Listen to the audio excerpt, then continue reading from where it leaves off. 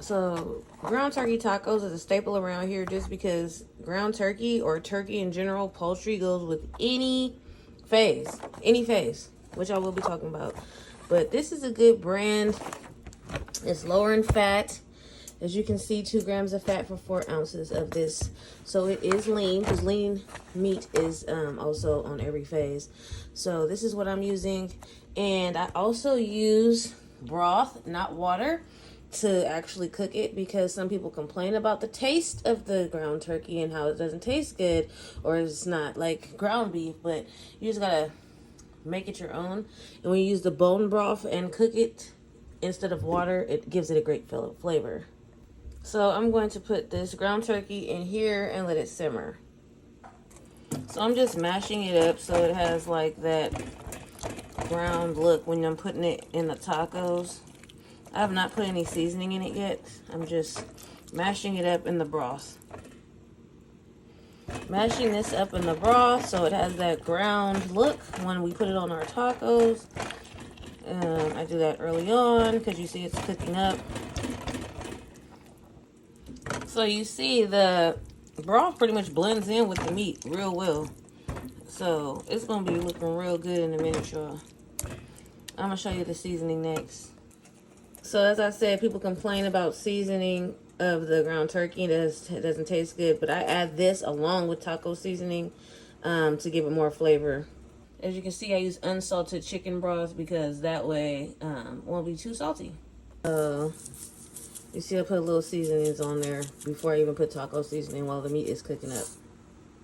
And this is a seasoning that I use I get this big one because, like I said, we eat tacos throughout the week. That's like our thing.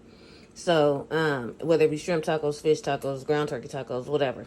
So this has over 8 pounds. It's up for over 8 pounds, and I usually cook up 2 pounds at a time.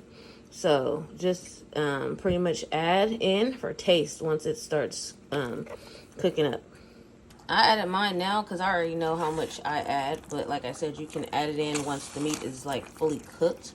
So then you can see for taste-wise what you want yours to taste like. So as you see, it's cooking up and it starts to look browned and cooked. You can add your seasoning now if you like. You want to add a little bit more. And once I add a little bit more seasoning, I'm adding more broth because then it will boil and steam. And I always cook vegetables at the same time, which I will show you.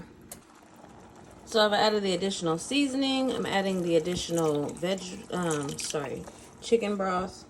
Bone broth, actually. I like bone broth better than just straight chicken broth.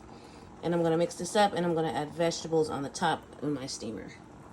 I'm currently in my ovulation phase, which kale is amazing for. But since I know that my luteal phase is coming up shortly, like in the next couple of days, I'm adding spinach. Because spinach is good. Both spinach and kale are good when you are in that phase of PMS.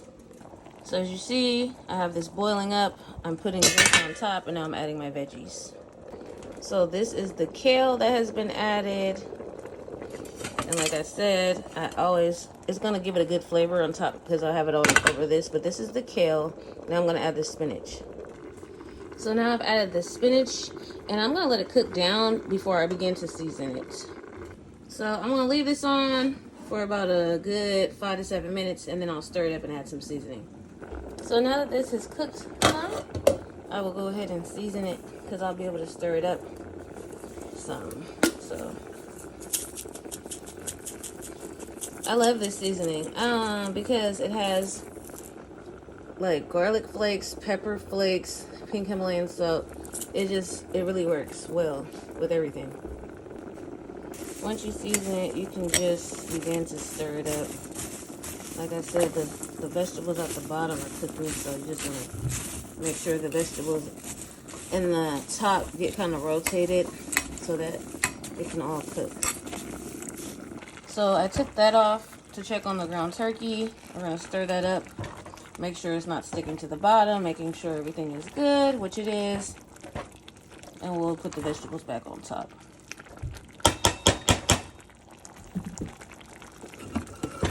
Like so. So this is the finished product. This is the spinach and the kale. complete.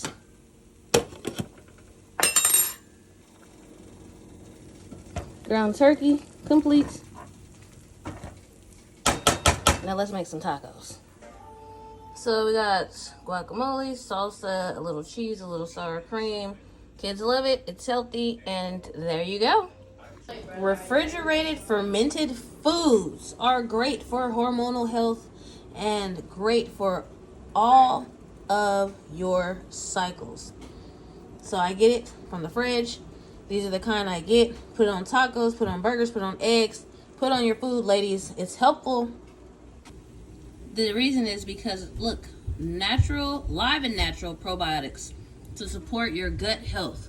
That's why it's good to get it straight from the fridge, y'all. I mean, they got the jars, but go to the fridge and get it. As you can see, it's 0 fat. You feel what I'm saying? 10 calories for an ounce of it. Add it to your food at least once a day and see how you start feeling.